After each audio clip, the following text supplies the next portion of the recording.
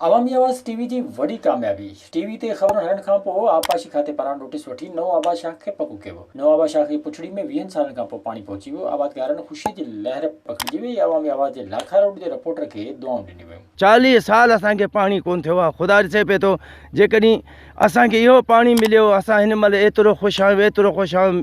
मियाँ साहिब जो असां ते एहसान आहिनि, गुल हसन साहिब जो असां ते एहसान आहिनि। एतिरो कमु थियो आहे जंहिंजो अंदाज़नि वधीक असां सिफ़त कोन करे था सघूं। मोहम्मद साले डायरी जंहिं लोकेशन ॾेखारी उन जा बि असां लख थोराइता आहियूं।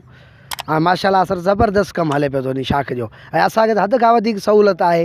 ऐं हितां जा आवाम लख थोरा थी मञे हाजी मियाँ गुल हसन साहिब जा, जंहिं इन शाख जो कमु सफ़ा सुहिणे नमूने त तमामु बहितरीनु कयो आहे। असांजी नऊं आबाद शाख कई कची, हाणे अलाह जी महिरबानी सां कंहिं कोशिशि सभिनी कई ॾसी पकी थी आहे। असांखे हाणे पाणी अचे थो, जंहिं महिरबानी कई उन्हनि जो शुक्रदान अदा कयूं। नओं आबाद जी पुछड़ी में पाणी न हुजण बाबति अवामी आवाज़ टीवी ते केतिरा ई पैकेज ऐं ख़बरूं हलाई वियूं ऐं फेसबुक ते उन्हनि खे शेयर करे आबपाशी जे ऑफिसरनि खे बि माणी वियो, जन नेठि रंग लाथो ऐं नओं आबाद शाख खे पको कयो वियो। विज़िट कयो अवामी आवाज़ मीडिया ग्रुप जी वेबसाइट awamiawaz.pk